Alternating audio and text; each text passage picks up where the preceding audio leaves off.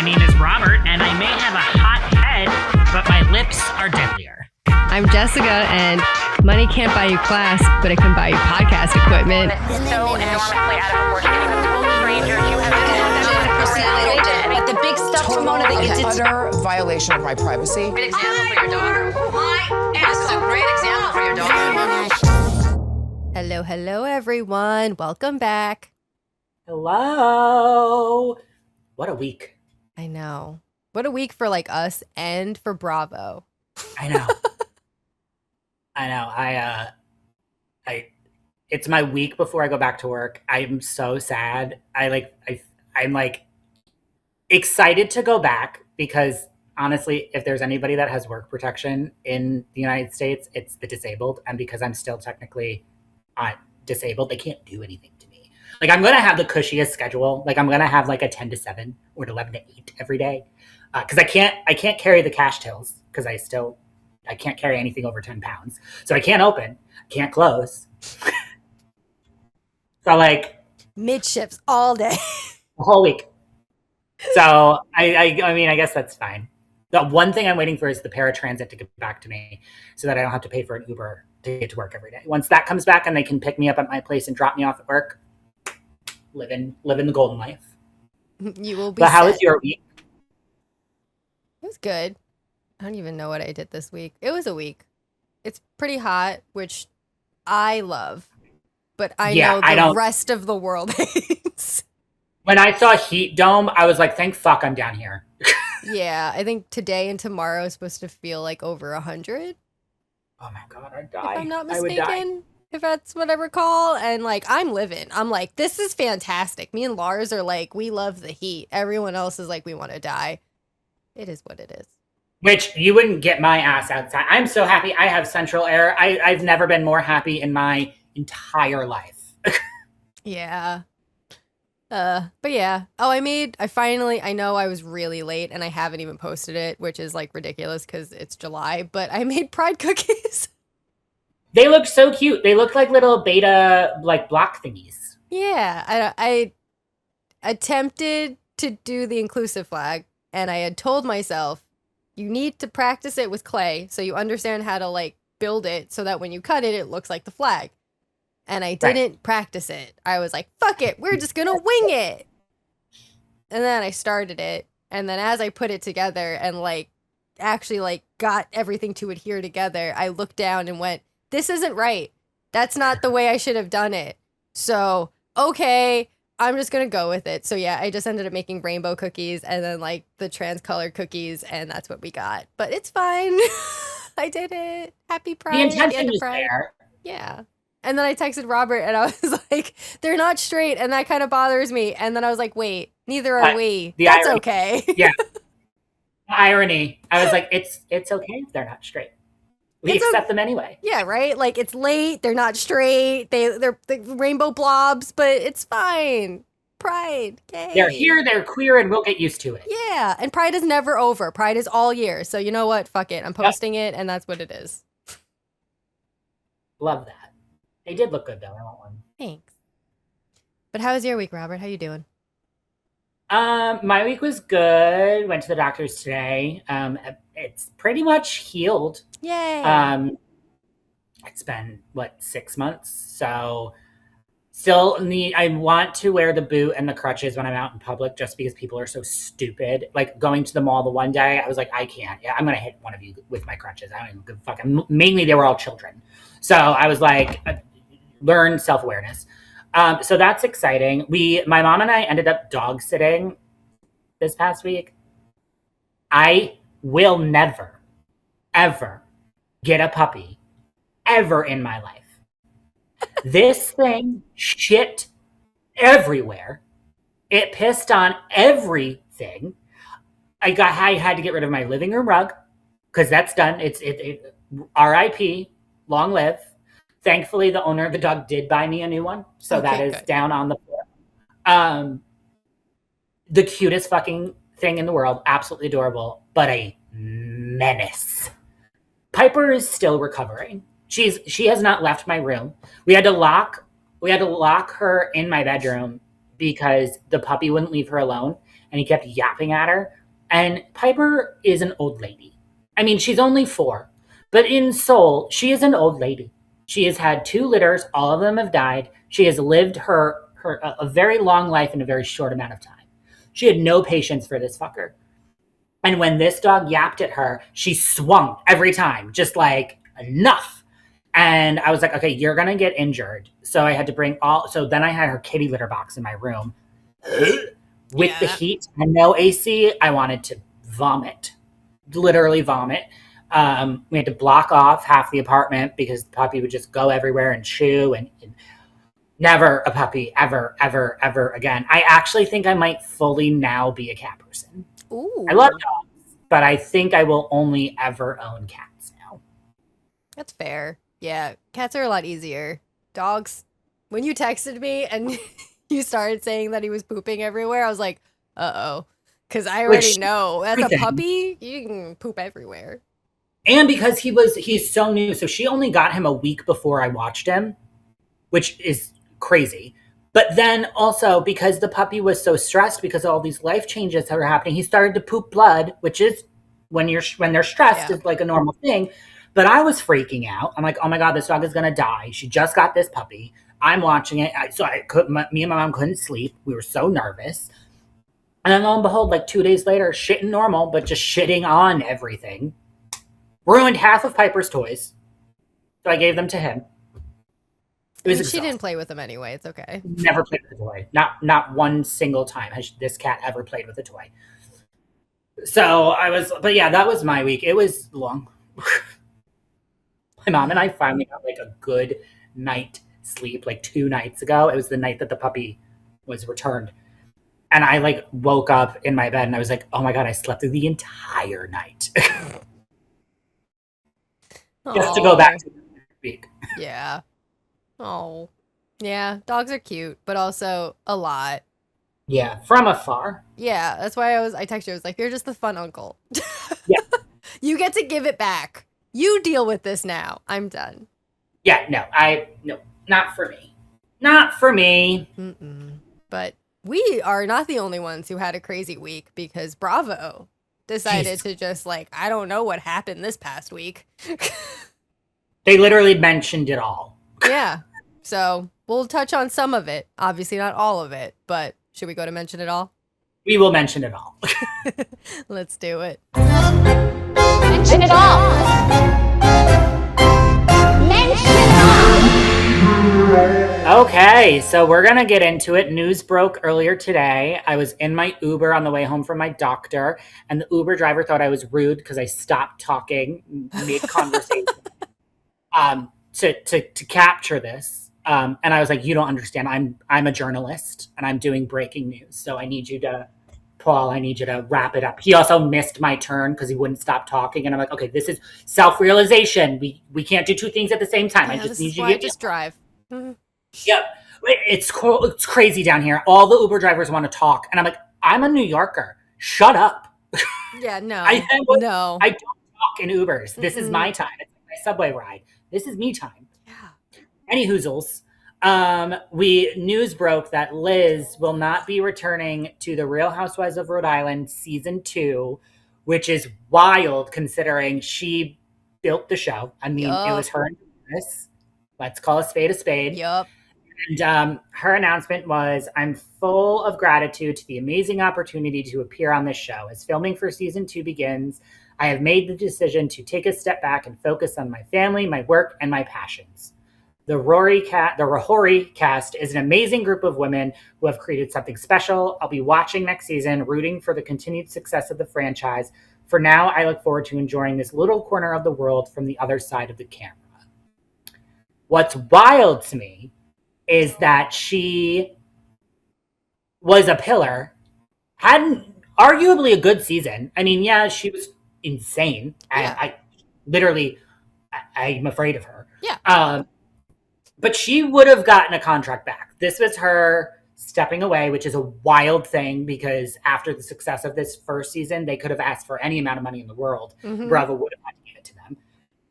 But then she just came out with a little ditty with a little Insta story that says, it's fascinating to me how, oh, hold on, went away.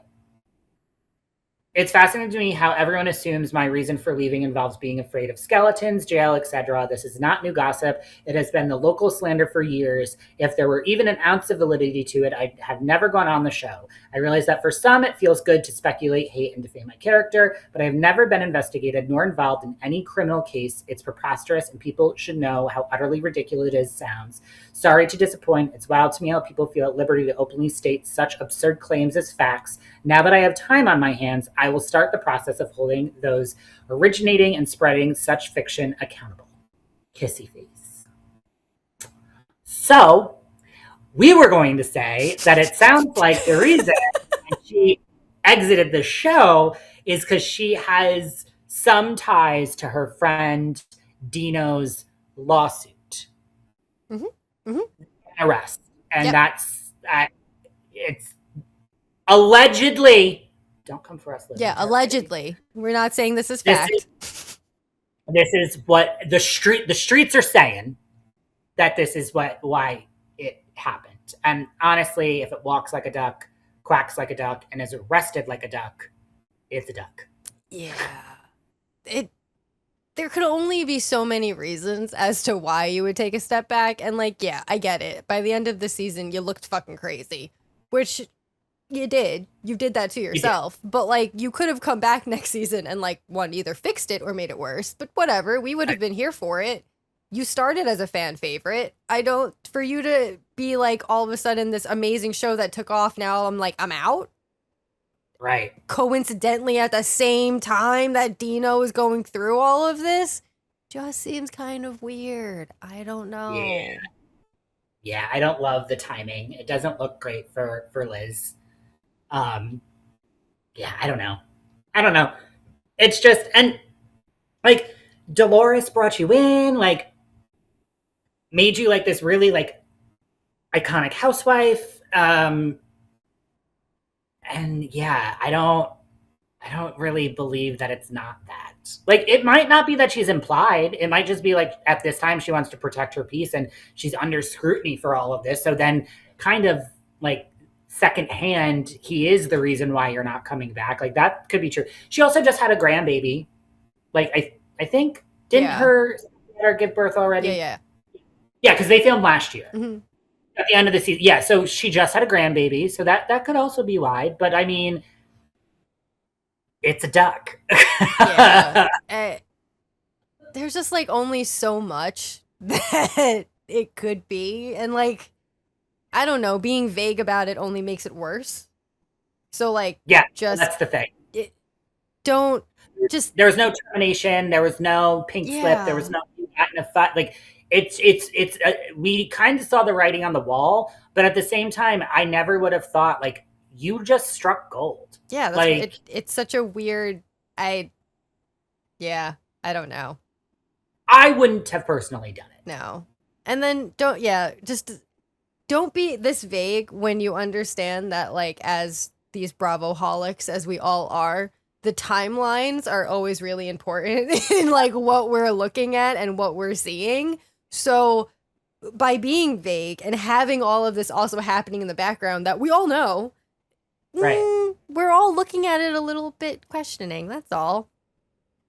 Well, then also it kind of like ties into the other mention of all of Milania and New Jersey and throwing food and ashtrays and Teresa allegedly, and Gabriella, the one that we propose is not part of the actual birth family because she looks nothing like them, ratted her out to the police. So I was like, and Milania doubling down, being like, my mugshot looked great.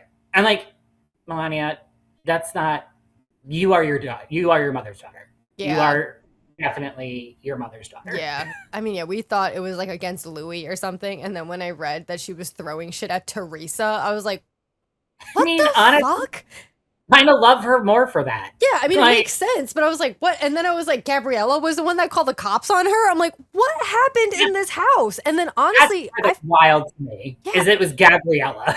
I feel bad for Gabriella because like that family, they're going to blame her. They're not gonna like look at her like, oh, you were helping. They're gonna be like, you're a piece of shit and make her feel worse. And I'm like, this isn't a great no.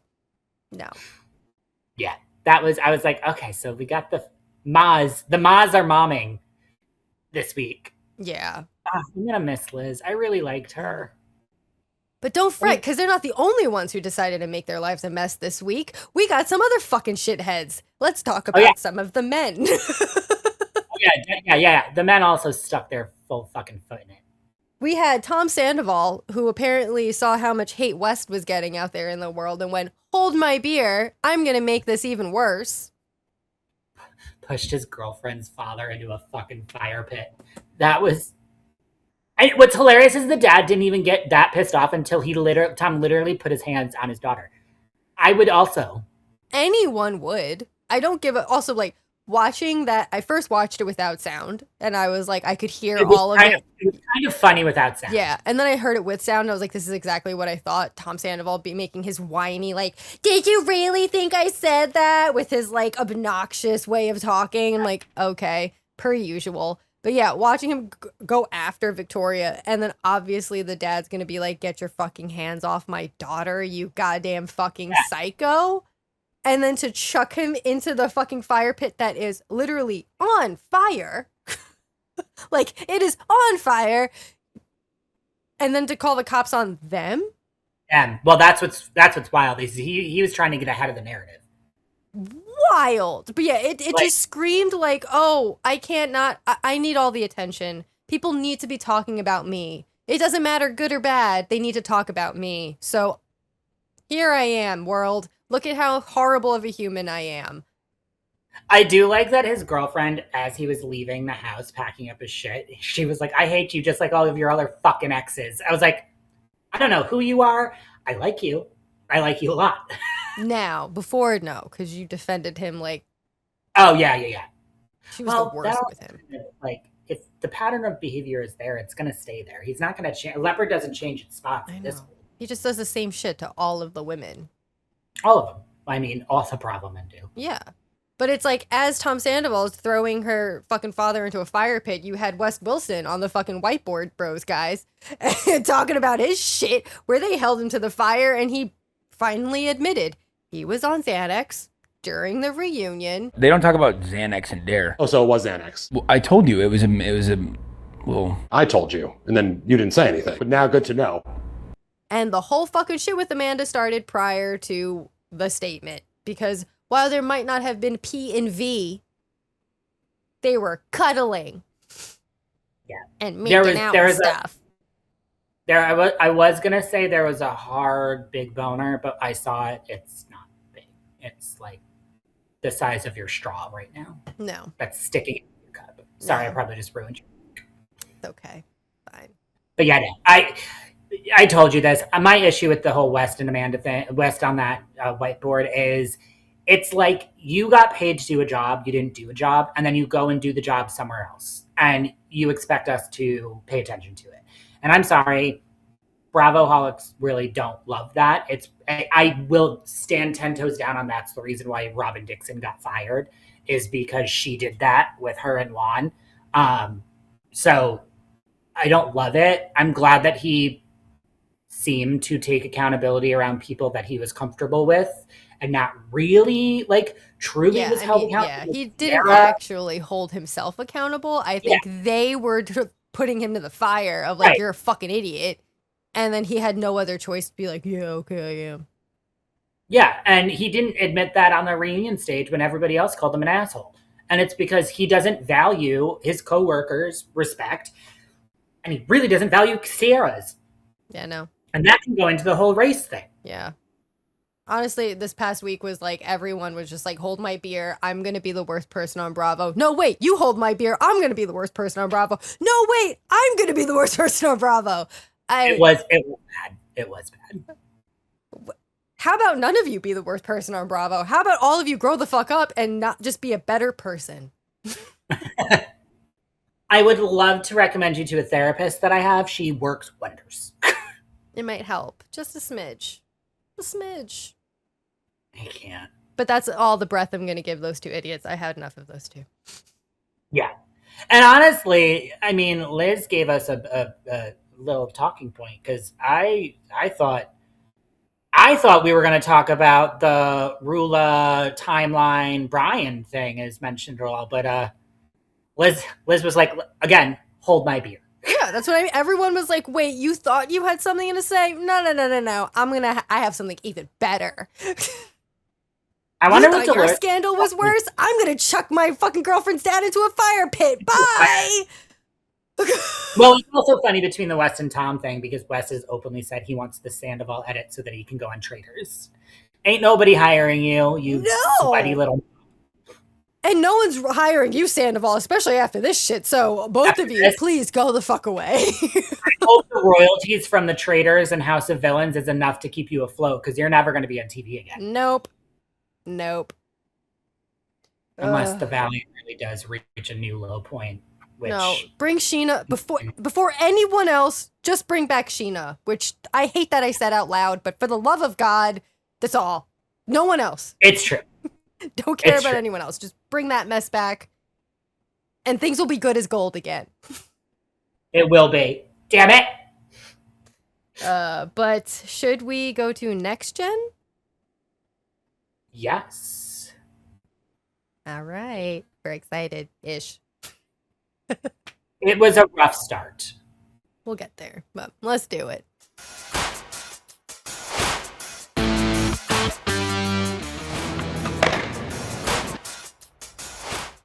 All right, next gen. My notes for the beginning of this are kind of crazy because it was just kind of Amira recapping everything that had occurred from last season and the summer. Beautiful. I love Amira. She is gorgeous. She is my favorite. Like, oh my God. Knockdown, drag out. No wonder it was a Victoria's Secret fashion show. Stunning. Yep. Stunning human. Yep. And she also didn't know she was going to be Bravo's first trans cast member. And I think it's really shitty of them not to tell her that, but Yeah, I don't. you Why? did an impeccable job. I mean, I guess it's like not surprising because it's Bravo, but I'm also like, no one wanted to say anything to her at all. Cool. Thought it was shitty. Um, But she loved her. Yes. She's my favorite. And the fact that the way she recapped this, I was like, this is great. This is like the way I needed it to be done. If we're gonna gossip girl this, I'll give you the scoop. Welcome back, New York. But we find out that Ariana and Hudson broke up. Which they'll get back together. It's like one of those breakups that like when your friend does it, you're like, oh, that's good for you. But in the back of your head, you're like, you'll end up back together. Yeah. They were together for so long. I just feel like they need the break and then A little bit of they'll come 'Cause back together. That's like the high school relationships you have. You can't really like high school like sweethearts aren't really a thing anymore because there's therapy now in the world and you have to work through issues and like they just don't exist and that didn't happen before. So I'm glad that they're taking a little bit of a break to like focus on themselves. Hudson still loves her 10 toes. 100%. And I do think that she still loves him.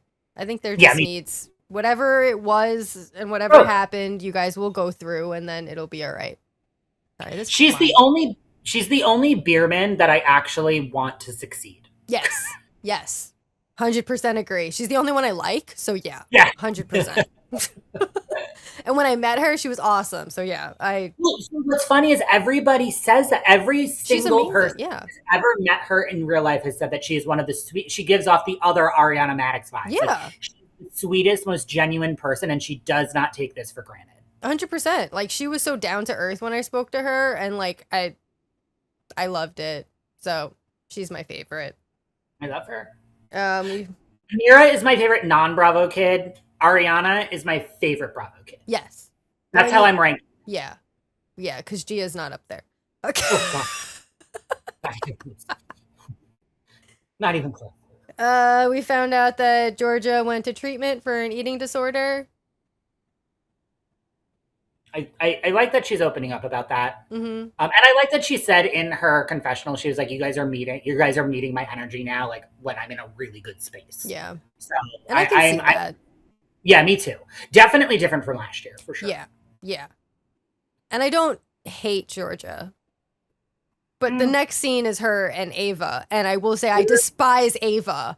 So like, Oh yeah, no, Ava is the villain. Yeah, paired with Ava, Georgia is not my favorite. No, but the ditziness is the only reason I'll give her grace. That's my thing. Is like this. If it didn't immediately go to Ava and her at that table, not knowing where fucking Kansas City is, I can't. It's Kansas City, Missouri. Kansas City isn't Kansas? Are we positive about that? Now that you're saying it, I feel like I'm wrong. Where's Kansas City, Missouri?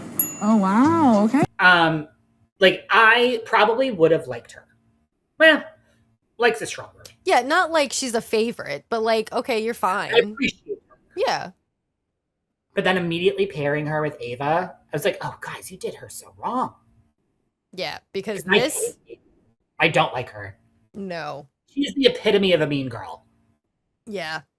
Absolutely not. Because they essentially just, I mean, yeah, they were talking about Charlie because we're finally also going to talk about the Charlie thing and how he was with the fucking, he tortured a fucking Italian tourist for crypto. So like, we're finally going to get there. Oh yeah, I'm sorry. Not kidnapping.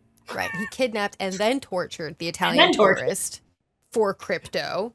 Sorry. We're finally going to talk about that one. But they also, Ava needs to talk about how she doesn't believe that Ariana and Hudson's breakup is real and that Ariana just did it for a storyline. And that she's never seen any other couple post on Instagram that they broke up.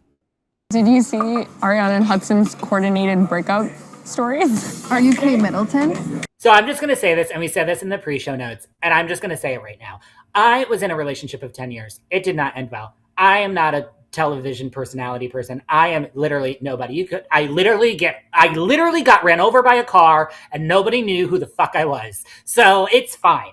I had to put out a statement about me and my ex breaking up because there were many family members and friends of that needed to know. And I was not going to your point, call and text all of them that we had broken up. So this just proves to me that Ava has no friends.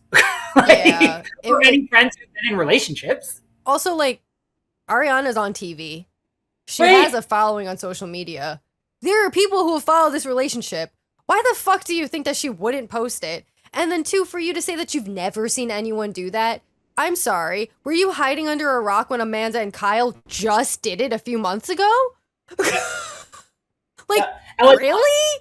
What's also wild to me is that she was like, oh, I had no idea. Like, this is for the show. This is for the show. You're on a show that both of them are cast members of. So everything essentially is what you do for the show. That's what I'm like. I don't understand. And I know she'll bring it up at some point, but her issue with Gia, which either I'm jumping ahead or not, but like the fact that you are sitting here on your high horse. Yeah, it started with her and Georgia talking about it. And then they eventually get into it at the end of the episode. Which, yeah, we'll get to that. But like the fact that you're bringing up Gia in a way of like, oh, well, I'm mad at her because like because of Teresa. I'm like, so you think that Ariana and Hudson created or manufactured this breakup for their storyline. And yet you're sitting here being like, you know what? I need a storyline. So I'm going to start some beef with Gia over Teresa. Right. Unfollowing me. Teresa.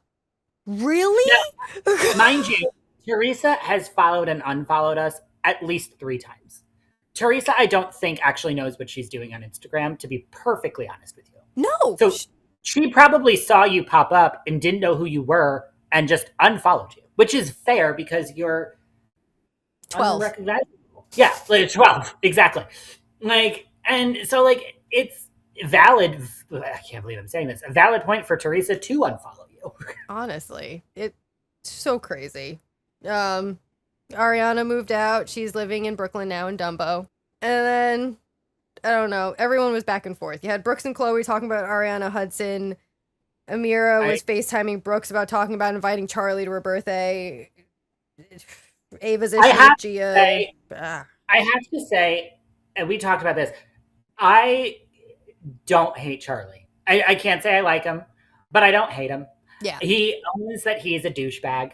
He knows that that is who he's supposed to be on the show, and he does his role very well. Yeah. So, like, I agree. I don't hate it. So like I do think Amir and apparently Amir and Charlie are a lot closer than I thought they were. I did not know that. I might have to rewatch last season because I don't remember them being that close. I don't remember either, but I don't know. Charlie is an idiot, and or not an idiot. I just hate him because he's a douche. But at the same time, like, Same. when he legitimately just sat in that confessional and was like, my narcissistic tendencies will just not let me see all the hate that's going on around me. I'm like, I mean, at least you know you're a narcissist. Look, so like, that's exactly it. The negatives, they don't really, my narcissism, like I'm blind to it. It's like hieroglyphics and then like compliments. So I'm good with the noise. I'll be fine. Like, I'm glad you recognize the problem. That's half the work. I can't really say anything else because I can't call you. You already know. So like Jack Taylor has never identified as a narcissist, but he's the biggest one we know. All of the rest of them have never been able to say, hey, this is me. So, like, at least Charlie's like, hey, you know what? I am a narcissist. I don't have social media. I'm not paying attention to anyone thinking that I kidnapped and tortured an Italian tourist for crypto. It's cool. I'm just living my happy life, and that's all. I still can't believe those words in one sentence are an actual true thing. Right? Like, I can't believe it's just wild. He's such a... I'm glad he's back. I was hesitant last season. I was like, I'm good. But I'm glad he's back. Yeah. And I do also like that. I know it's a preview, but when he's like, oh, am I going to look like an asshole again this season? I was like, probably yes. Yeah. Most likely you will. And there it is. Live 1,000%. in it. But he's friends with Hudson now. And then Brooks introduces Liam, the new guy, the hockey player, who is also on Nickelodeon, apparently. I'm so irritated by Brooks. I don't know why. I don't like him being on a show. I don't mind him on Salt Lake. I really don't. But having it primarily focus on him, he's so annoying. Like, he has the most punchable face of anyone I've seen on Bravo. I can't stand him. I just can't. I like Chloe. Don't get me wrong. Love Chloe. But and like when he was drinking the water out of the bottle, I just like, I don't like him. I know you met him. You said he's super sweet. That's why, like, I can't say that I don't like him because, I mean, I was hanging out with all of them, like the Marks family, minus the older son, right? Older son. Yeah. Okay. He doesn't like to be. Minus him, I was with Meredith, Brooks, Chloe, and Seth, and it was great, and I fucking love them. And I like chit chatted with Brooks separately for a while, and I was like, okay, we could probably hang out. I like this. So, like, I can't not like him. That's the thing. I'm so angry that I didn't have that because I don't think I would hate. Hate is a strong word. He's irritating. And it's just that I wish I had that experience to be able to like wish-wash this one off the screen. I think it's just like his personality on this show makes it difficult. Yeah, probably. Because I feel like he has Meredith's like I'm disengaging thing, right? Obviously. Like he will always just disengage from everything. And I think maybe that's the problem. Because that's the thing is like you're on a show. Yeah, like you have your own show. Like you're on the show. You are one of the reasons the show was made. Participate in the show. He kind of stirs the pot a little bit. Like later on, I know we're jumping, but whatever. When like he was with whoever and they were talking about Ariana and Hudson, and then he texted Ariana and was like, "Oh, we gotta talk." So like that I did think was Ava. Yeah, Ava? right. Yeah, yeah. I think it was her. That so like I see it. She went to his apartment to pregame. That's when she told him, and then Brooks pulled the fucking Janet of the Valley and immediately texted Ariana. And I was like, okay, that if you continue to do that, I will. Why it works for Brooks and not Janet, I don't know. But why? But because we like Brooks. Very valid. And it's Meredith's son, so like we can't not like Meredith's son. No, we love Meredith. So if he continues to do that, I probably won't be so annoyed. Yeah, that's what I also like. I thought sourdough was left in 2020. No. I thought we were done with that. No, everyone's still fucking making sourdough.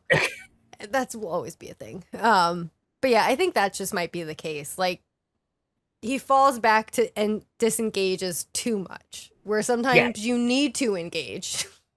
Yeah, exactly. And then like Meredith still does it to a point, and then she's like, "All right, I'm done."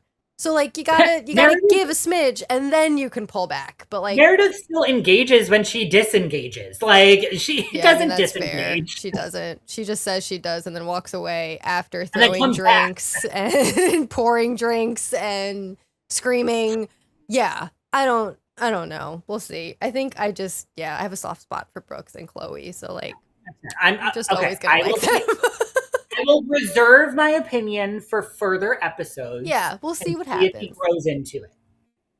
I won't. But yeah, we'll just go to the party because like there is a lot of pre-gaming happening and doing the camera thing where they shoot to them, and they're all talking, and I don't care. So we'll just go to the party because it's easier.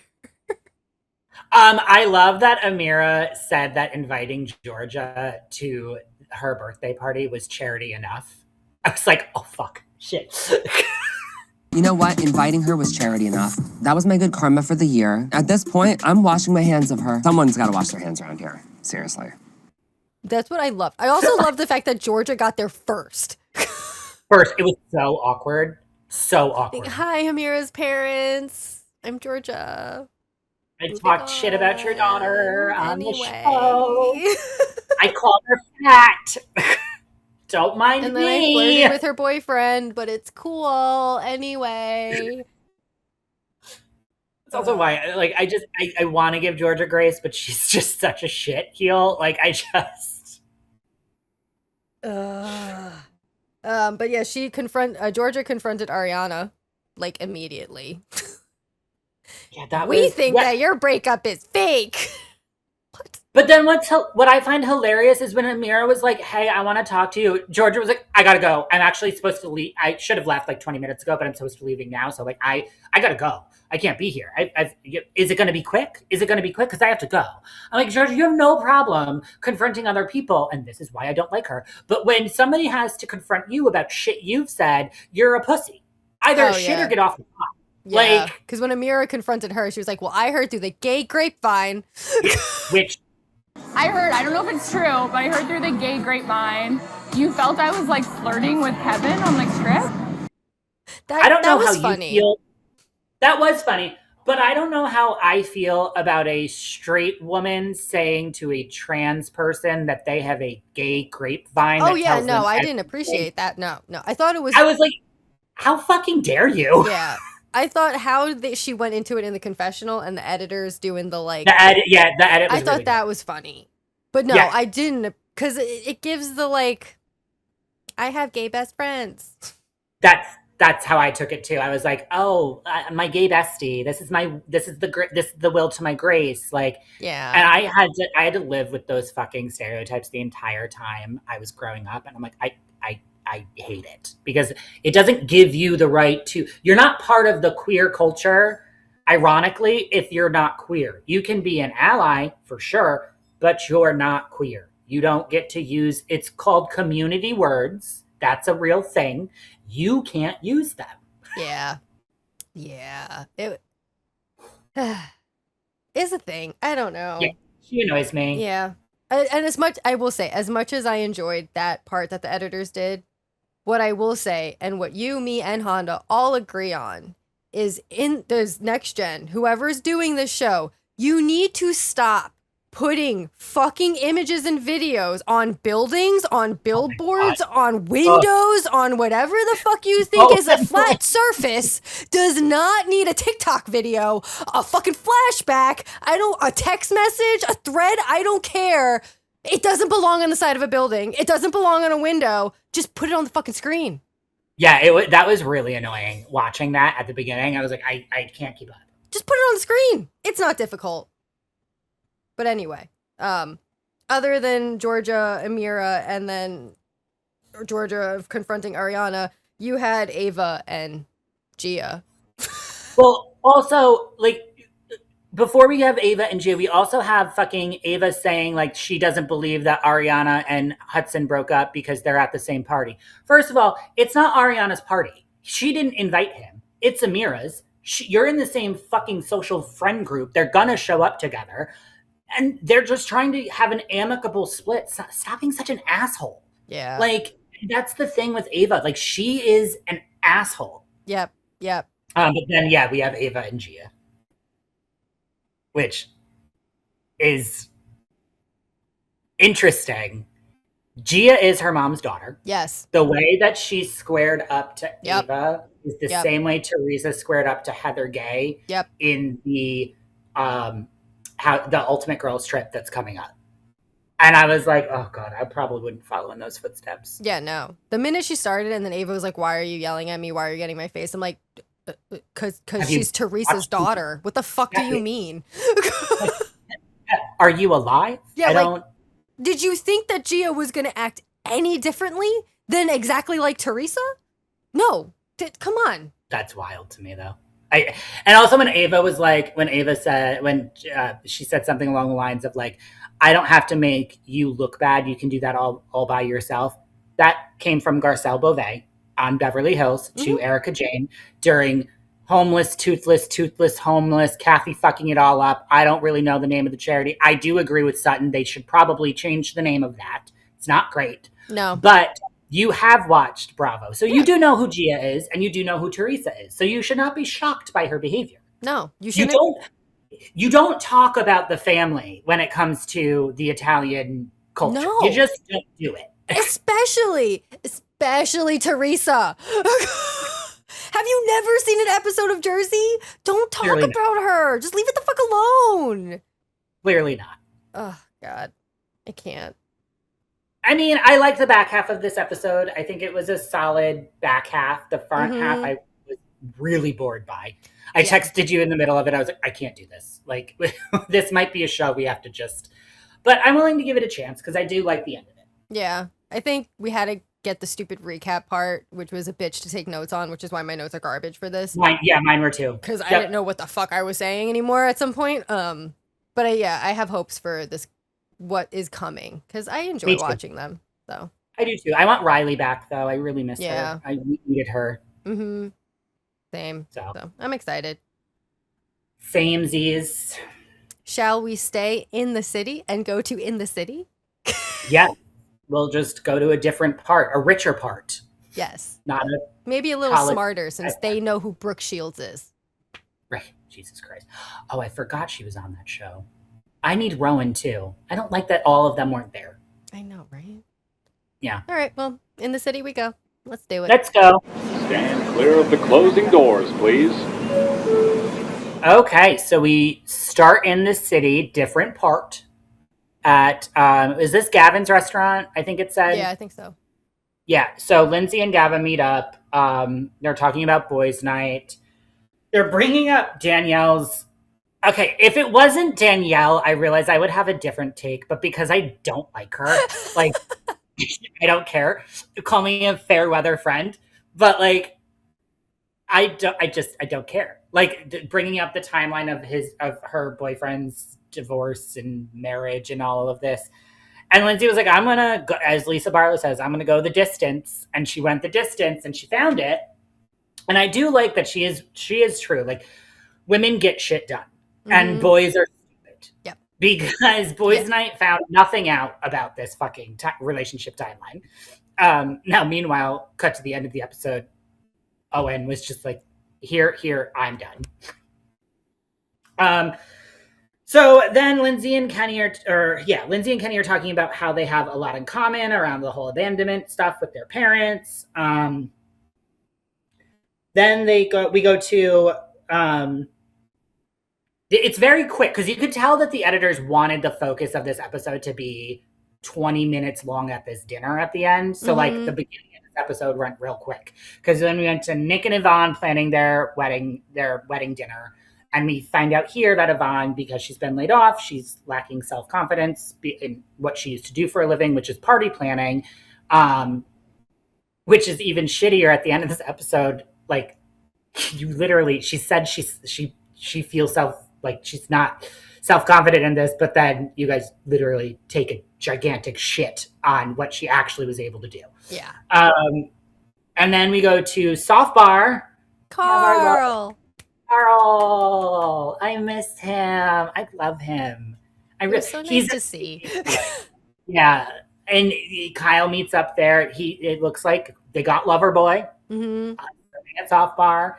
And I'm glad that Kyle had this talk with Carl before this dinner, because I think of everybody that is able and should have these conversations with Kyle, it should be Carl. Yeah. And Carl was basically like, what future do you see with this? Like, is this like where you guys want to go? But do you think that'll actually be like work? Yeah, that's the hope. Yeah. It's going to force us to figure out what we want. So what does that look like, though?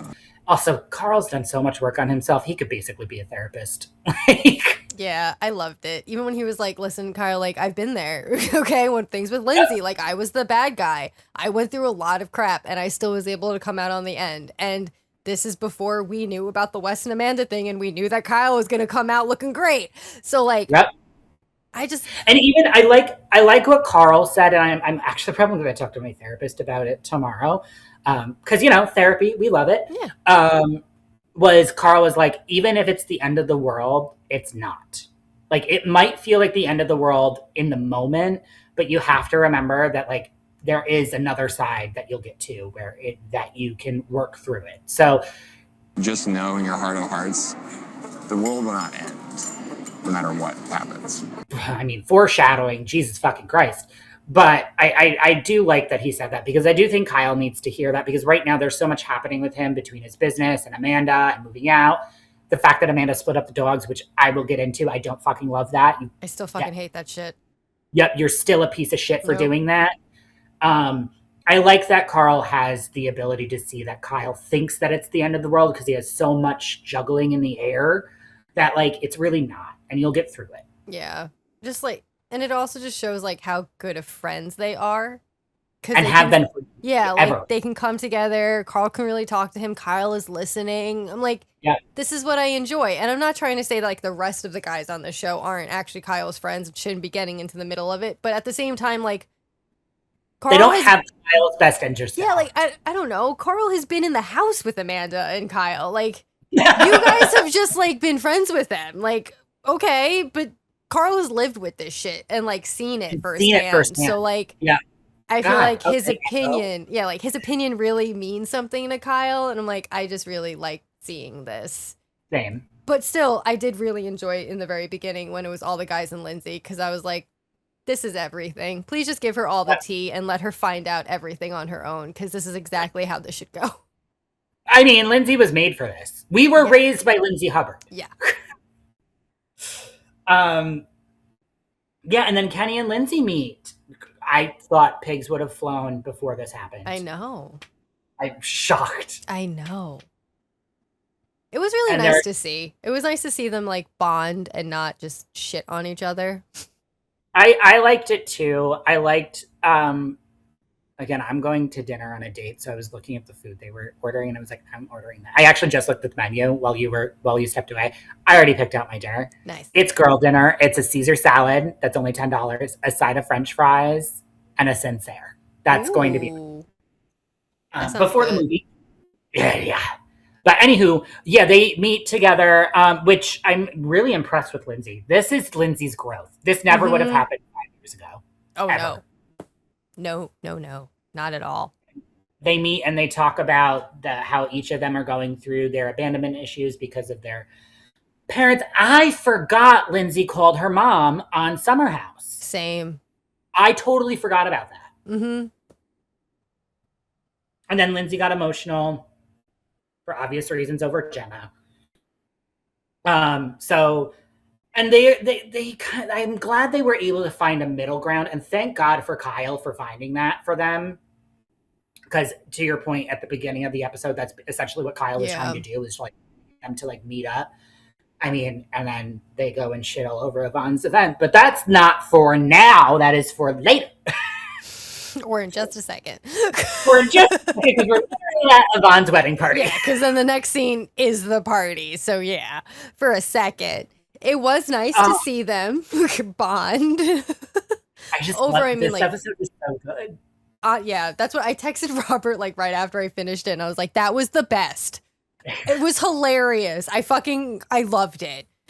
I watched it right before I went to my doctor's appointment, and that episode might be my new anti-anxiety show. I laughed from this point, from the beginning to the fucking when Kyle walked in and it acknowledged everybody but Amanda, and Amanda was like, Kyle. Oh yeah, hi. Kyle. Hi, Kyle. An bourbon cocktail. What in the god? Hi, Kyle. Sorry. Yes, take your phone out.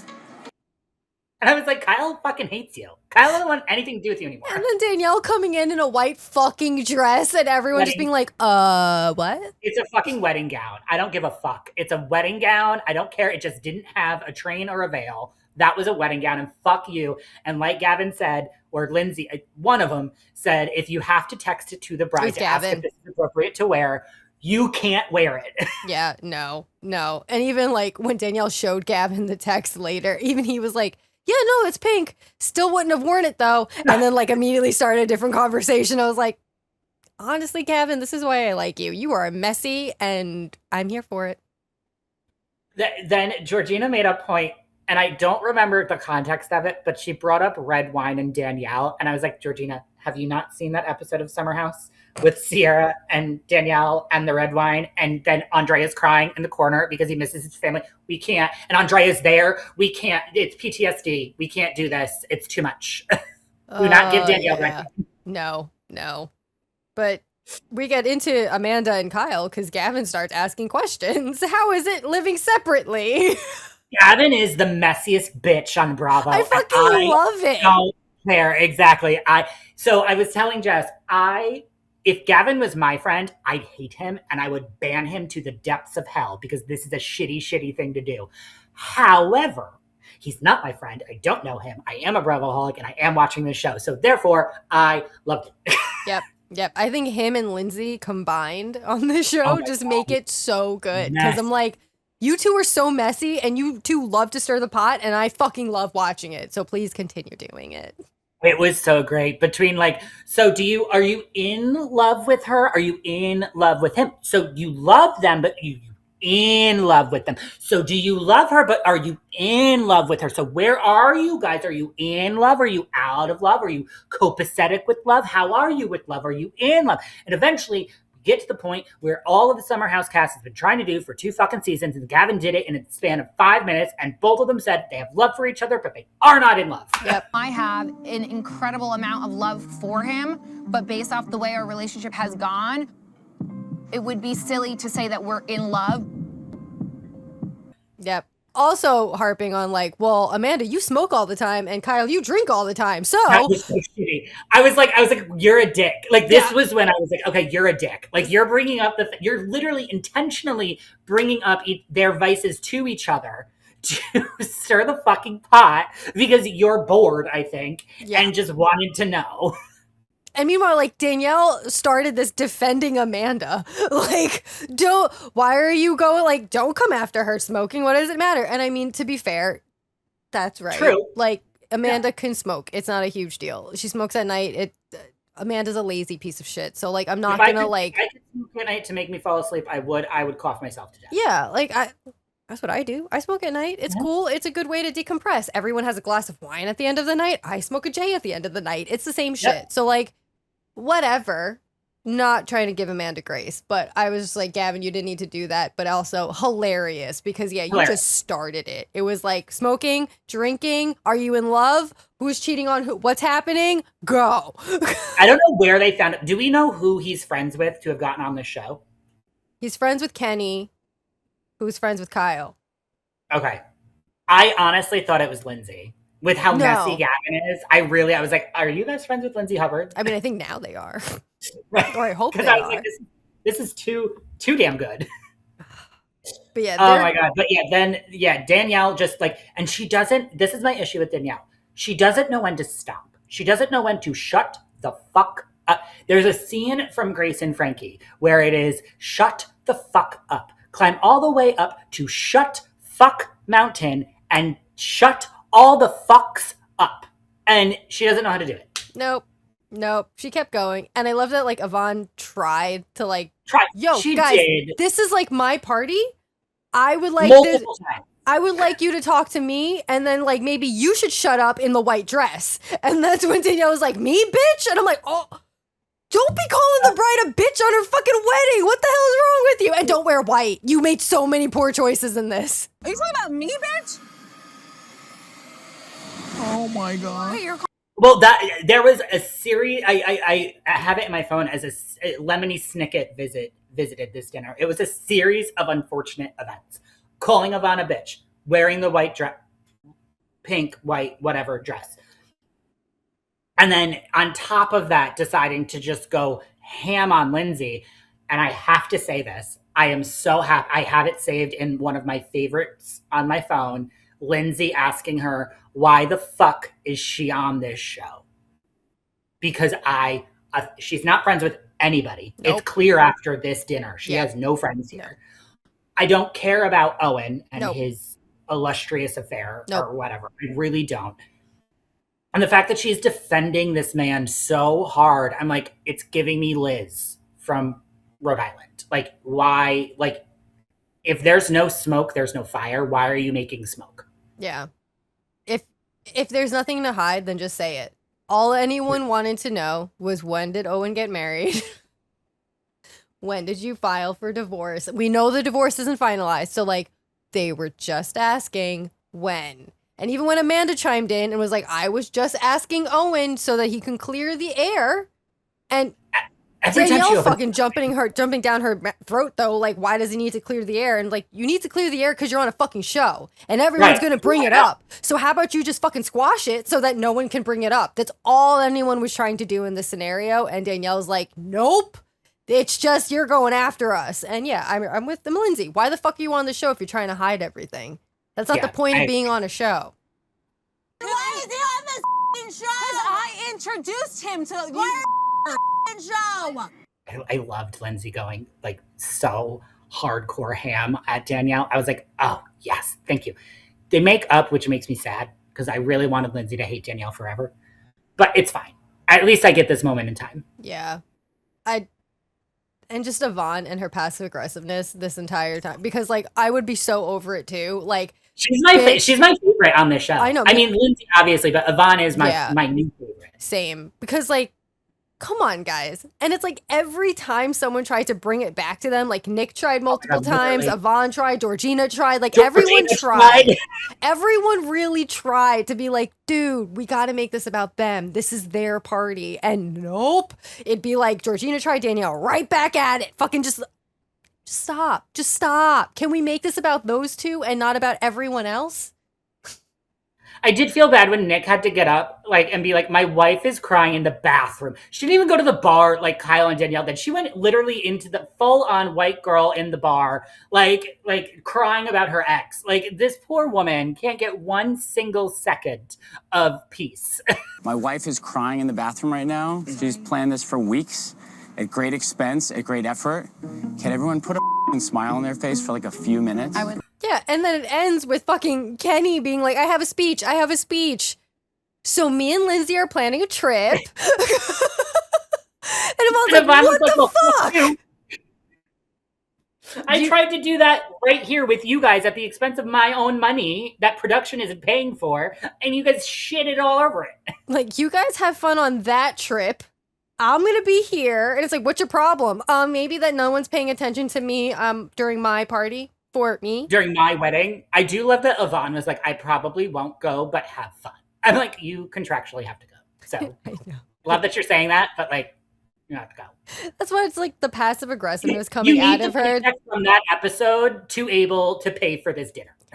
But Yvonne was my favorite. Honestly, this entire thing, I was like, this is just great. I fucking loved everything about it because when Danielle left and she was like, it's pink, bitch. I was like, all right, Brittany, calm down.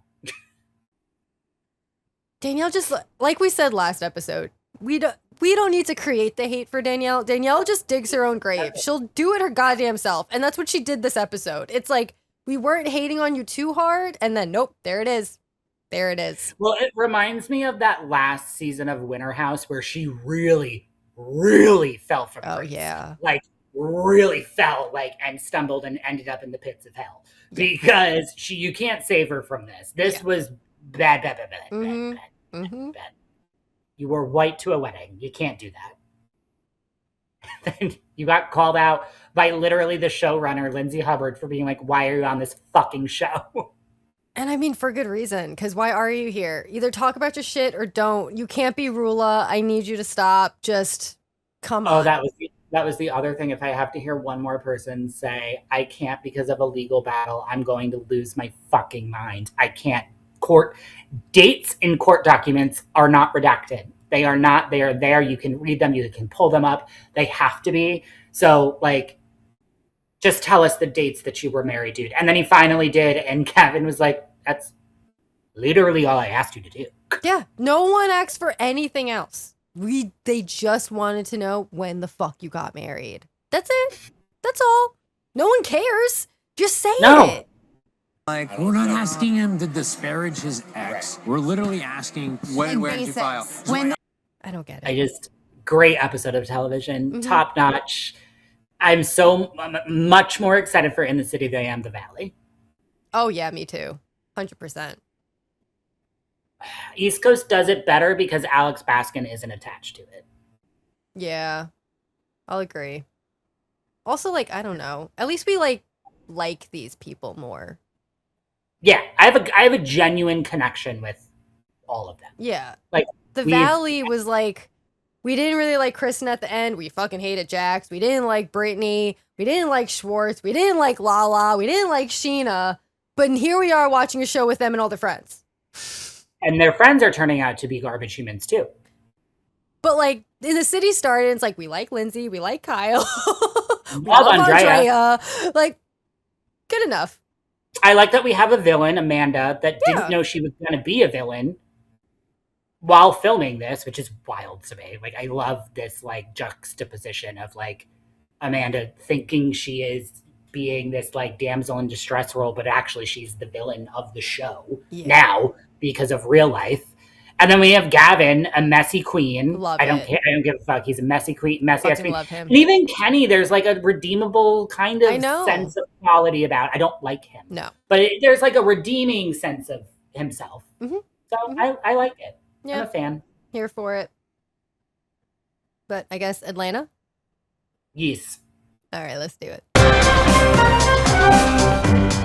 We love Buzzsprout and have been using it since we started The Real Housemates. It has made podcasting so much easier and has made it possible to share our voices and thoughts with you all around the world. If you have an idea for a podcast and don't know where to start, follow the link in the show notes. It lets Buzzsprout know we sent you, gets you a $20 credit if you sign up for a paid plan, and helps support our show. Okay, so Atlanta, we are already basically in Scotland. I don't love that it's based off of The Traitors. I've said this before. Although I do love that Portia basically said, well, I'm glad I get to see this house and not a glimpse of the Traitor house, because that bitch got voted off the very first day. Because she wasn't a traitor, but she said she was a traitor. Because Portia, 265 days a year, Underground Railroad, she can't help but fuck it up. Yeah. And we love her for it. I love her. She's my favorite. I love her. From what I saw, the glimpse of the castle on Traitors, this castle is very similar. Yeah, I have to say, if Portia were to do a spinoff again, it would probably get a lot more hits now than when she first did her spinoff. Agreed. So yeah, they get there, they're talking about the Scotland weather. Shami is a downer, of course, as always. And then I didn't know that K. Michelle dated Idris Elba. I had to look it up. I didn't think that was real. And she did in 2013. So go K. Michelle. Does he remind you of a certain ex, Idris Elba? Hell no. He's a nice looking African American buff man, but he ain't nowhere near no Idris. This was a first though. So because it's Portia and Phaedra's trip, they go when they're there. Everyone's there. And they go to do all the rooms. Oh, yeah. And they literally make everybody else sit at the fucking table. RHONY should have done this in its heyday because Ramona couldn't sit fucking still long enough. She made them all sit at the table and be like, no, we're picking your rooms out. But then it starts. We're going to tour the house while y'all go ahead and eat. So basically, it starts with Angela going after Shamia about fucking what I got from it is it was a billboard man. It was a man who's on a lot of billboards, which reminded me of Noella's husband. So I was like, oh my God, please don't make that be him again. It also reminds me of you're not here anymore, so I don't know if you ever heard those commercials for Top Dog Law. Yep. Or Cars for Kids. Who in Atlanta doesn't know George? Because he's got billboards all across the city, aka Crash for Cash. No, but this Top Dog Law shit bothers the fuck out of me because, like, when I would be in the car with my dad, he only listens to the radio, and the amount of times I heard that fucking commercial killed me. And then all of a sudden, I saw an advertisement on some of the buses for Top Dog Law, and then now all of a sudden, I have commercials on my TV for Top Dog Law, and I'm like, oh my fucking God, if I have to hear Top Dog Law one more time, I'm gonna kill someone. But anyway, sorry. It just reminded me of that because it was like the same thing, but. That's fine, because apparently, and this is where I love Angela. I'm a Fangela. I'm a Stangela. If she keeps lying, though, to make her points, I'm going to get really irritated. Because while technically she didn't lie, because she didn't say that their friend said that she fucked the billboard man, it was implied. Yeah. So then for Angela, in the next scene, when her and Shamia are fighting, and Shamia gets a text from that friend that's saying, like, oh, yeah, no, I never said that. First of all, calling her Shahora, Shalaya, she needs to stop because now Shamia's name changes to Shane in my phone. Like Shane. Yep. Now we're at Shane. We're not doing Shane because I will always think of Shane from the L Word, and I fucking love Shane. There's actually a Shane lookalike contest in Central Park this past weekend, which I was like, I would have fucking loved to be there. But like, no. I went to Shane West, who is my '90s heartthrob actor. I loved him. I mean, it's also my heart. Yeah, I have the opposite heartthrob, but still Shane. And yeah, I love Shane West. That's But anyway, basically, Angela was implying that the friend said that Shahora, Shalaya fucked the billboard guy. And it comes, I love that Angela was like, but this is where I was like, no, Angela's like, no, I said that he fucked her because he gave money to, first of all, now you're implying that she's a whore. So Shahora kind of makes sense. Yeah. But it was actually for a breast cancer charity. So like not the best thing to like lie about. Yeah. Not making you look good. No. And she kept trying to like double down on it. Like, well, he phrased it like this. And that's the only way I would take it. I'm like. I'm going off him saying he paid you. Just a whore? You really just thought it was a whore. It doesn't really matter how he phrased. I mean, like it does and it doesn't, because at the end of the day, he gave money to a charity and not because Shamia slept with him. So it wasn't like a BJ for a PJ. It was like This wasn't great. This wasn't Angela's best episode, I have to say. No. But then they all, isn't this when they go to that well, first of all, before they go, I have this down. I thought it was so funny. They all showed up in their dinner outfits. Kelly looked like a fucking Smurf. Oh, yeah. But the only thing I have on is, what the fuck is Kelly wearing? You look like a goddamn Smurf. I'm like, what the fuck is this? I hate everything she wears. Every fucking thing. And also, like, those confessional shots of that horrible latex dress that I commented on last week. You can tell the progression of those fucking confessionals by the dryness of her dress. Because at some point, all of a sudden, it was kind of shiny, very wrinkly, and very bad looking still, but like semi-shiny. And then as it goes on, it's like dull, but then shiny again, and then super dull. And I'm like, for the love of God. Housewives has been on for too long for you all to not understand what to do with the latex dress. Did you not see Erica Jane? What are we doing? Right. It was well, Erica Jane did it right. That's what I mean. Like, you have people to look at to know what to do, and you chose this. This was an option you chose. Okay. But yeah, that was the only note. And then they all go to dinner, and Pinky hates the name of this restaurant. And then she was like, "Well, I also was on THC when I named Slutty Vegan." So, well, who was drunk and came up with that name? But I mean, I also had a little THC when I came up with Slutty Vegan, so I'm not judging. I'm turning a page to Pinky. I have to say, I really am. Yeah. I'm enjoying her in these later episodes. I want to see her at the reunion. I think she's going to fucking kill it. Mm-hmm. Agreed. But then we have a very Pride moment where they're all talking about making out with ladies. Yeah. I loved this. I think Bravo did this on purpose. Yeah. It also makes sense with Pinky. Yeah, I kind I'm of. gonna be So honest. I got the vibe. I did Same. get the vibe. Same. And I was like, okay, well, and for 3 years, that's not like a experiment. Like that's a relationship. Yeah. I love how Phaedra was like, I thought, and then all of a sudden she's with the man. I'm like, okay. Like I love this. I was shocked when she said she was marrying a man, but I'm sure you did it once, you'll do it twice, you'll do it thrice. Yeah, I love her. That's fair. And I love that Cynthia was like, well, I did make out with a girl 2 years ago, and it was Portia, and I didn't catch it in that episode when I watched it, but Cynthia did do a tongue action into Portia's mouth. Mm-hmm. And that's when Portia took me out. I'm gay. It's no more fluid. I flew past it. I am in lesbian town. I am full-blown gay now. Which, good for you. I am here for it. Me too. I love Portia. I really do. Don't ever change. Please keep being the adorable village idiot that we all love you to be. Yes. Yes. But then we go to Angela and Shamia. And I get this part, though. Angela was like, why did you talk to my daughter? Phaedra makes a very good point. Kids are off limits. And then somebody, I think it was Pinky or Shamia or someone on that side of the table was like, oh, and marriages. And Phaedra's like, no. Yeah, no. They are actively part of this. Yeah. They are completely off limits. But kids don't make the conscious decision to come on this show.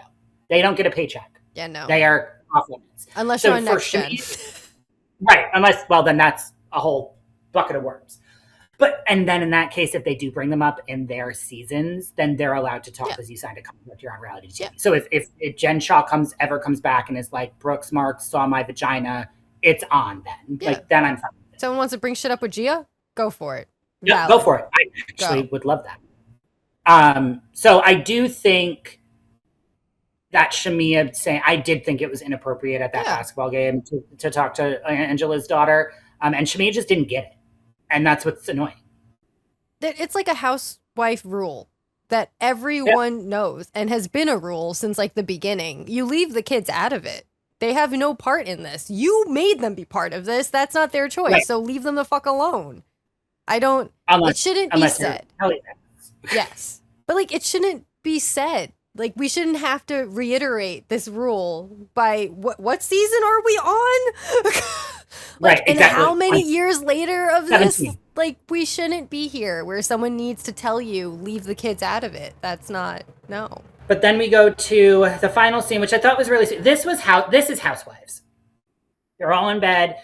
They're talking about their struggles. They're bonding together. Kelly brings in the fact that her husband is suing Bravo for $200 million, which is hilarious to me. And even Cynthia was like, you're not getting that. Yeah, no. $200 million. You're not going to win that. And yeah, I genuinely love this scene. I think that it was great. I like that. I think this trip could help. Shamina and Angela are not ever going to be friends. No. Ever. No. And I do think Drew made a good point. I think all of Shamia's issues with everyone is Portia. And she's deflecting all of her issues from Portia onto everybody else. Yeah. And Drew tried to bring up the Shamia and Portia thing. It's so funny. When she was like, oh, didn't you make out with Candy? That's what Portia told me. And you could literally hear a pin drop on the floor. Yeah. Because Phaedra and Portia are there. The whole thing with Phaedra accusing Candy of R-ing, SVing Portia, and then Portia actually becoming friends with Candy again. And now that's the whole thing. I was like, Drew, you messy bitch. You and Gavin, man. I love it. It's what we need, honestly. Yep. They give everything. But yeah, everyone in bed was really nice because I also really like that Kelly apologized to Portia and they like made up. And I'm like, this was actually just really nice to see and what we need more of. I did too. I like that. And I want them to resolve it. I don't need her back next season, but I would like to see her resolve it. Yeah, agreed. It was just, I felt like every show this week was giving something really nice that I enjoyed, minus the Valley. Like every show I was able to come out of it and be like, okay, yeah, that was great. It was a good episode. I enjoyed that. It gave me feelings. I was laughing. I hated you or whatever. And then the Valley happened and I was like, I I hate all of you. Okay, and thanks for nothing. We're too deep in it now, too. That's what sucks. But yeah, I guess from Atlanta, should we go to Rhode Island and finish off that season? Yes. Yeah. All right, let's do it.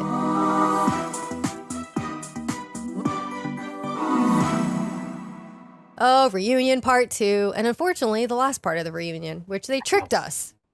That's so fucked up. They did, because they said continuing instead of final. Yeah, normally they would be like on the final part of the reunion, which fine, I can prepare, but you tricked me. I thought there was more, and then all of a sudden the drinks came out and there was a cheers, and I'm like, son of a bitch. And then Liz quit. But the reunion started and just continued with RHOA and Joellen just yelling at each other. I love that. I do think that RHOA thought her pearl was on the line, which is why she was activated. But I mean, goddamn. I just love that Joellen's like, she got a new nose and a new personality, apparently. I was like, you're not wrong. Not wrong. She got a new nose and got a new personality. And Andy immediately was like, okay, I can't do this anymore. Rosie, your house, right? I'm really disappointed in Rosie. I was really rooting for her, and then for her to leave her fucking briefcase in the dressing room. I'm like, I can't forgive this. Yeah. It should have been on the couch with you. I wanted to see the receipts, the timeline, the screenshots, and you fucked it up. Yeah, listen, Joellen had her phone right there. You could have simply brought out your bedazzled fucking briefcase and had it all ready to go. We've watched binders. We've watched everything. A briefcase would have made it even better. There were fucking posters. Whitney brought out a fucking poster board from Target. What's her name brought out a fucking scroll? Angie brought out a scroll. Kenya brought out a whole ass fucking megaphone. And a scepter. There could have been so much with that, but yeah, failed. Do we think also, that... did you... Oh, go on. I think you're going to ask this. No, I think you're going to ask what I was going to ask. Go ahead. Go ahead. I know you're going to ask what I was going to ask. Do we think Rosie doesn't like Dolores and is the reason why Dolores didn't film? This is the stupidest, the most obscene, obscure character on this show. You think she had the power to kick Dolores off? Dolores is an established housewife and has been on the Traitors. She has a whole fucking softball game. No, Rosie didn't have the power to kick. This was so stupid. I don't know. I never saw these headlines while it was filming. I don't know where they came from, but like, no. I knew you were going to ask that. I fucking knew it. It was my next note. I was like, no, that's not true. Because yeah, it was just so ridiculous of a statement. I was like, Dolores got this whole fucking show started. Like, she's the reason Rhode Island is here. So why do we think that Rosie, out of everyone, is the one that was like, I'm going to make sure Dolores doesn't get camera time? It's the stupidest thing I've ever heard. So dumb. Oh, God. And then we go to Alicia and Bill. He was a stalker. This poor woman. He was a stalker. Has no idea. Her stalker. She's got a stalker. I love that Alicia wants to have her wedding in Greece because of Mamma Mia. If we don't get a Meryl Streep visit, I'm going to be really pissed off. But I think to do go to Greece. Okay. Billy's family's from Greece and all that. But anyways, yeah, I want to go there because Mamma Mia, that whole vibe, the Italians and the Greeks. I like that. I just love that every time Alicia speaks, it's like also everyone on the couches is just laughing because it's like, Alicia, what the fuck are you saying? She has no idea. She has no idea about money. She's just like, I had the lady, she calls me, and then I hear about it, and then I say yes, and I think that it's great. So I just say, I don't want to know trust. I don't want to know bonds. I just want to know, I might have 5%. And then Bill offers her 50, and she's like, no, that's too much. I don't need that, Bill. What are you talking about, Bill? Bitch, you need money. Just sign it. And then Andy was like, wait, hold on. Actually, did you read it? We've seen this before. Did you read it? AKA Teresa. And meanwhile, Alicia's like, read what? I'm just signing. I get 50% of Pizza Mama. What are you talking about? Do we think she's actually going to drive her daughter to dance, though? No, she's going to make her mom do it. I 100%. I get where she's coming from. I have anxiety while driving too. Oh, I can't. She loved the Jane's Fonda. I love a Jane's Fonda. How do you eat so many crackers and stay fit? I love the Jane's Fonda. Jane's I just Fonda. love the Jane's Fonda. My mom and my aunt, my cousins, we all love Jane's Fonda. I can't. I hope Jane Fonda watches this fucking shit. Me too. Like, for fuck's sake. Oh my god. If she's not a guest on Watch What Happens Live, I will be infuriated. Oh yeah, 100%. And she's starting her own crackers. She's gonna have her own crackers. I'm fucking buying them. I don't care how much it fucking costs. I will do it. And they're oyster crackers. I know. I They're love the best this, like, kind of crackers. with who? Well, you know the oyster crackers? Yeah, with them. I just call them the oyster crackers. I don't know what else. It's the oyster crackers. Like. So, you know the oyster crackers? Yeah. Them. I know exactly what you're talking about, but what the fuck? I've eaten them on New England clam chowder. Yeah. Every time you get a clam chowder, you get those crackers. Yeah. Or crackers. Great brand deal. Serve it at Aubrey's. God. You're doing well. And then I have Rosie and Kelsey again. I don't know. Did I skip something? Yeah. No. Although I do love how nonchalantly they brought up Kelsey's brain tumor. I was like, this might have, maybe a more serious segment. We could have brought this up. Because it was it's the size of a golf ball, which is big. And she couldn't see. So. It's cool though. She pushed her surgery so she could do the pageant. The pageant needed to get done. Kelsey, goddammit, I'm rooting for you, but I need you to make better life decisions. It's cool. She lives with Bill now.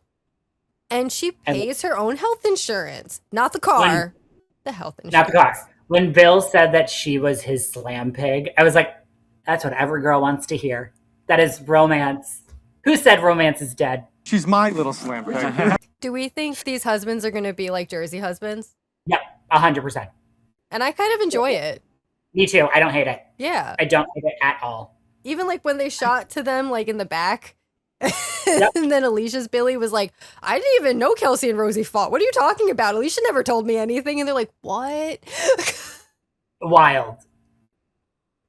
Yeah, that's so stupid. But yeah, the brain tumor, being an escort, not being in a polyamorous relationship, but being in a polyamorous relationship. Yeah. Yeah. That's Kelsey. Poor Kelsey. But then it's Rula and Brian. I hate him. I thought I hated her. I know I hate him more. Oh yeah. She's just an He cheated on you. It's very obvious. It's there. And why, like, the fact that Andy even was like, why was he tracking you? And you're like, I don't know. What do you mean you don't know? So why was he tracking your car? I have no idea. You know why he was tracking you. You understand being tracked was wrong. Joellen tried to tell you he was tracking you. You tried to be like, no, you're lying. You're just creating things out of nothing. What the fuck? What? I think it's hilarious that one of the husbands, I forget who it was like, oh, this shows how much Brian loves you because he showed up here. No. Like the maid in Family Guy. No. Like, no. And just, oh God, I can't. But Joellen brought up the Spanish teacher. And this is where that got started of like, apparently Rula can't say when they got married. She just refuses to say their anniversary date, month, I do year, love that any of Joellen it. was on her neck the entire time. So you don't know the date? You can't say the date. You got married in 2016, but you don't know the date. Do you not know the date? Are you aware of the date? Do you know the date? Do you all know the date that you guys got married? Do you know your anniversary? What's the date? I was like, Jesus fucking Christ, Joellen. It's like a dog with a bone. So when was your Joellen. anniversary? What was the date? Joellen. What's the date? Ask Brian when he comes. You can't say your anniversary. That's none of your business. When's your What's anniversary? the accusation? But she's right. Like, why? not wrong. Why No. can't you simply say I got married in I don't know July 2016, whatever the fuck it is? Just say it.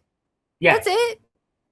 It's not hidden behind anything. You're not being held back because of court documents or whatever the fuck or court case. You can say when you got married. Yeah. And even if you can't say it because of legal documents, there's still documents of when you got married. It's a legal document.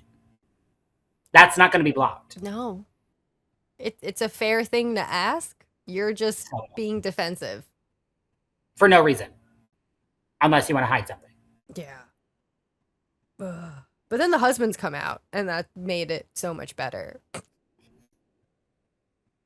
I loved him before Jared. He's my future boyfriend. His facial reactions the entire time. I was like, this is your first time on a Real Housewives reunion set, and it shows. Like, he was shooketh the entire time. Because it was just so hilarious. I mean, I know we're skipping over some of this, but like when it came down to Brian and RHOA and Joellen and Gary, I'm like, this is just amazing because Brian's just like, oh, I don't know. No, that didn't happen. What? And RHOA's trying to defend him, but at the same time, like, wait, I didn't know that. What? Wait, what happened? What did you say? I didn't know you said that. Like, what? And then for Jared to be like, this is what Joellen's been saying all season. She's not a liar. She has the proof, and you're not accepting it. You're not seeing it. You're choosing not to see it. So this is on you guys. This isn't on Joellen. No, yeah, that's what, like, of course Joellen is going to go hard. You're calling her a liar for an entire season, and she's not lying. So she's going to want to defend herself. And then also, like, it just proves how much of a liar you guys actually are. Right. When, like, Liz wanted to sit there and be like, you guys called Jerry. You guys did that. And he's like, no, I didn't. No, he didn't. No, he fucking didn't. And then Jerry comes out and is like, yeah, a friend called and put Brian on the phone. Friend called me. That was hilarious. I was like, wow, you guys suck. Because you saw Rula's face like change. She went from being hot, I'm vindicated, to like, wait, what? Yeah. She literally like looked at Brian like, fuck you, dude. Like, why didn't you say that? A friend of ours called me. Thank God. And put you on the phone. Yeah. Yeah. Oh. Wait, what? Okay, no. Friend of yours called and put Brian on the phone. Yes. Okay. oh my God. I just have a bunch of time. Brian is a piece of shit. Because, yeah, they tried to bring up the polo match.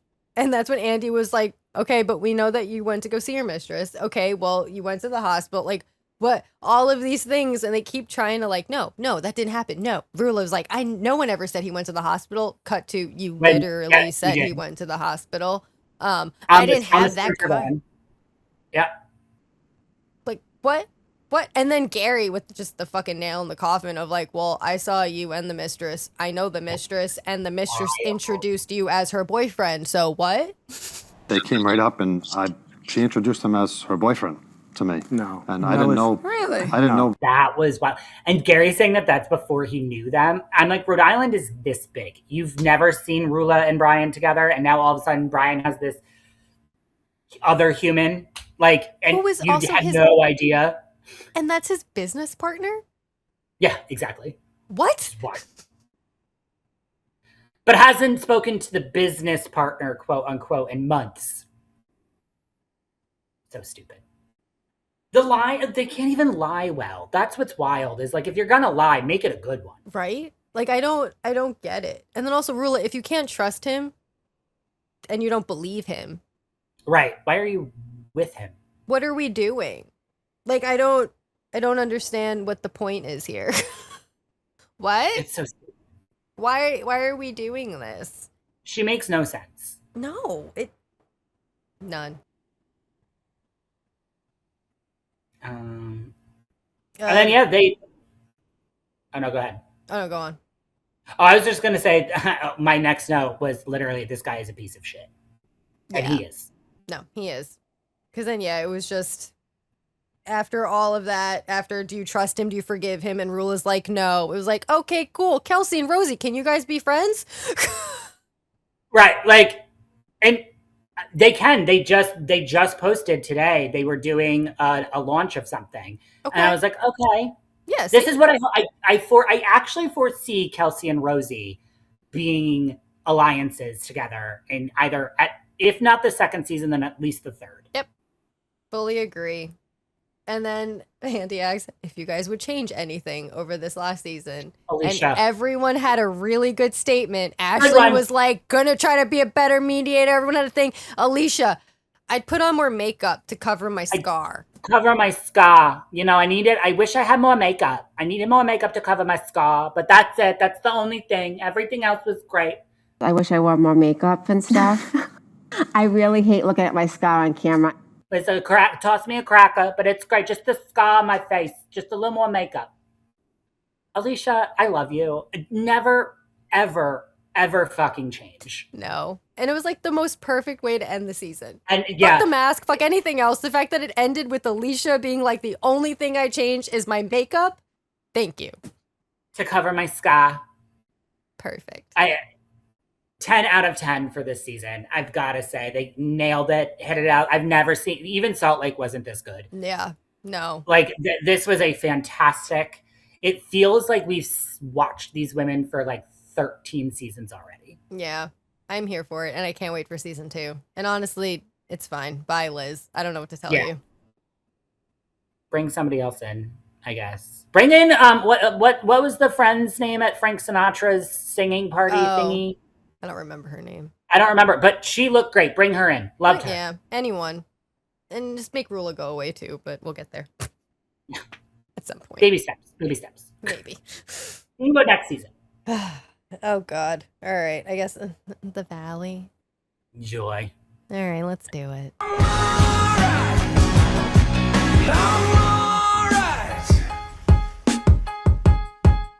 Okay, so we're going to speed through the Valley, mainly because nothing really happened.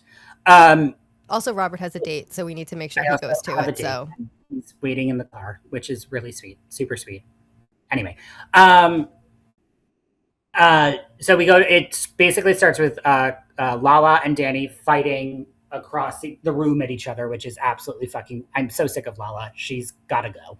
And Lala makes good points. However, she is boring and has nothing to add to the show. So if there was anything she was adding to her personal life, I wouldn't mind it. But you just keep harping on Nia and Danny because you have to be Janet and Brittany's attack dog. And it's really getting tiresome, to be perfectly honest. So yeah, and then, the Jasmine and Zack fight. I'm like, Zack's annoying me now. Like, you don't hold Danny accountable for any of his shit.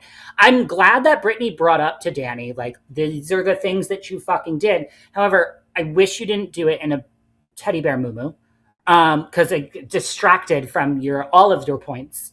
And then she ran to the room, and Zack's still drunkenly yelling at Jasmine and Michelle. And I wish Jasmine hit him. Just one good clock to the head.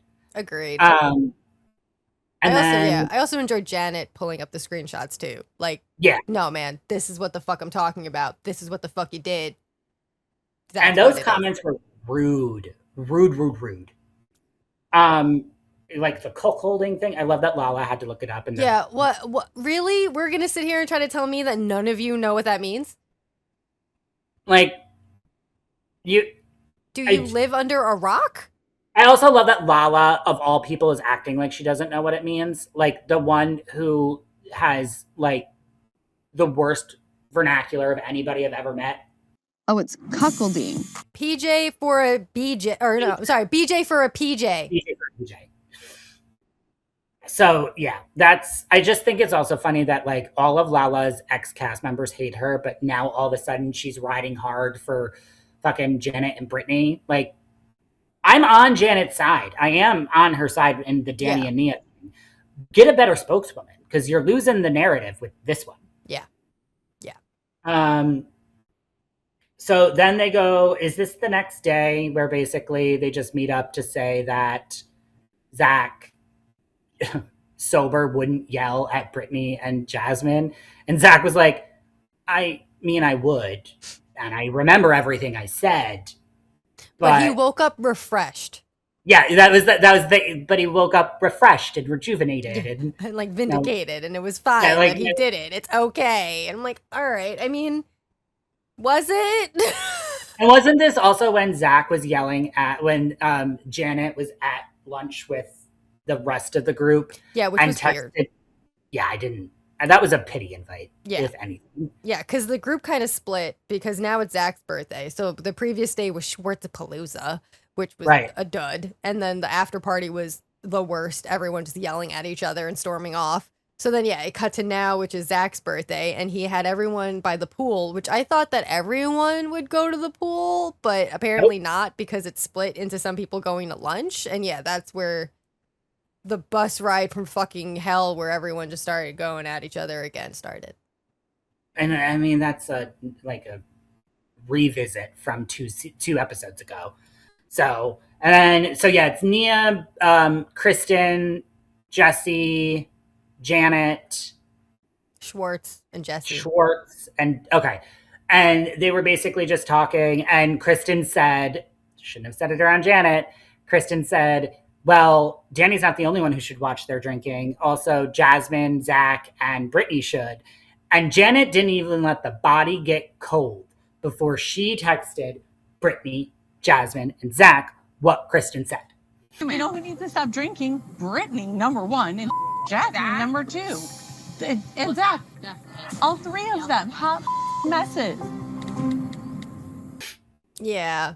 I think, though, they definitely activated Janet in the bus, because that's when it was like brought up, like, oh, well, you said that about Danny, and then Nia was like, well, you apologize, but you're not apologizing, and Janet's like, I'm not gonna apologize for like what it is, because that's the truth. I'm gonna apologize for how I said it, because how I said it came off horribly, which is fair.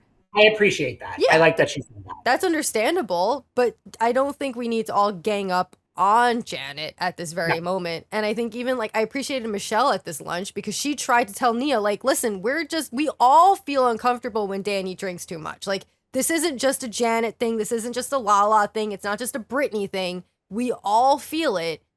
But unfortunately, you're sitting around a table where everyone defends Danny and Nia. So like, and Schwartz isn't going to say anything. So like, it just went nowhere. And I'm like, Michelle tried, at least. She did. I'm starting to turn on Michelle. I'm starting to enjoy her. Almost everybody in this group feels uncomfortable when Danny drinks. Yeah, because she attempts it, and I appreciated it, and I think Schwartz trying to comfort Janet was hilariously okay. Could try, Schwartz, with your fucking like beads with your hand. Please stop. Like, it's okay, you'll be okay. As she's like sobbing to Jason on the phone. I'm like, I also don't appreciate everyone, Nia always being like, she always just runs off. It's like typical Janet. What did you want her to do? Yeah, if you keep attacking her, I would do the same fucking thing. I wouldn't. I actually wouldn't even show up, to be honest. So like, you're gonna just like, she's supposed to sit there and take it? Like, for how long? At some point, yes, someone has to walk away. So she just walks away. I don't know what the problem is with that. I don't know. And then at the pool, you had Zack kind of talking to Danny about drinking. Kind of. Yeah, but he doesn't even bring up that Danny lied to him about drinking at his party. That's my issue with Zack. No, he did say it. He was like, well, Benji told me you were drinking at the party. And that's when Danny tried to just, I don't know, it's not a big deal. And then he let it go. Well, that's my thing, is like, he brings it up, but he's not holding him to account. Like you lied to me in my face while I was anniversary shopping with you. You're not telling me the truth. What the fuck? And this is what everybody has an issue with Danny, is he's not being truthful. Because even Lala has said, like, we don't care if you drink, just don't lie about it. It's fairly simple. Like, if the problem is, like, you're creating this problem for yourself, so, like, just stop. Either be honest about it, or, like, be honest that you're drinking, be honest that you're a douchebag while you're drinking, or be honest that maybe drinking is an issue and you should stop drinking. I don't know. One of those two things could happen. Not hiding it. Danny is Danielle of the Valley. Yeah. We don't have to. He's going to dig his own hole. Yeah. That was really it. That was literally where, I said, Janet didn't even wait for the body to be cold. That was the end of my notes. Yeah. It was just full of fighting, calling out Instagram posts, fighting about the same things. And nothing's going to get resolved, which is why I'm not looking forward to this reunion. Nope. Same. But yeah. That was a really quick recap of the Valley for nothing happening anyway, so all good. Yeah, I don't feel bad about that. No. Fuck, marry, kill? Yes. All right, let's do it.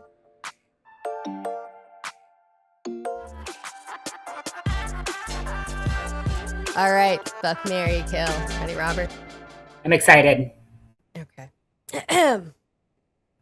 Andrea, Jared, Okay.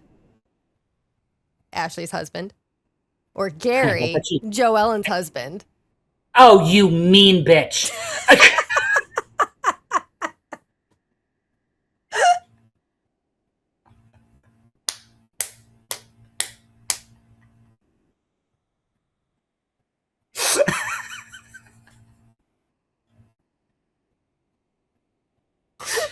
Oh my god. Okay.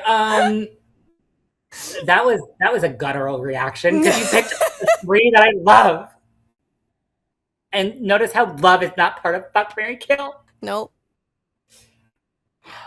Okay, well you know I can't kill Andrea. You know that can't happen. So I'm gonna have to marry him. I'm sorry, Alexi. I'll reverse cowboy all day. Every day. It would make sense with you. Yeah, exactly. So I guess I'll marry Andrea. I'll fuck Jared only because I don't want to deal with the Aubrey mishigosh of it all. Like, and then I guess I'll kill. This is hard because I love his dad bod and his little pretty titties that he's got. So I guess I'll kill Jerry. But that was Sophie's mean. If I didn't have to go on a date, it would have been a lot longer. I know, it was perfect. I will never hurt Andrea ever in my life. So, oh God, it's either like you can't kill them or you can't marry them. But right. Either or, it can't be both. Yeah. That's the conundrum of Fuck, Marry, Kill. Yeah, that's why I got to make them hard, or else it's too easy. Oh gosh. Alrighty. Oh, that was fun. Well, thanks for listening, guys. And I know that our Below Deck med has been delayed ever so slightly, but life was kind of lifing. Our episode from last week will go out hopefully tomorrow. And then we will record for the next episode. So the next two will be out by Saturday for sure. But yeah, so make sure you subscribe to our Patreon to listen to anything Below Deck. And then, as we said earlier, we will be covering House of Stassi and Ultimate Girls Trip when that starts. So make sure you subscribe, join our groups, do everything, follow, comment, rate us, reviews. We love it.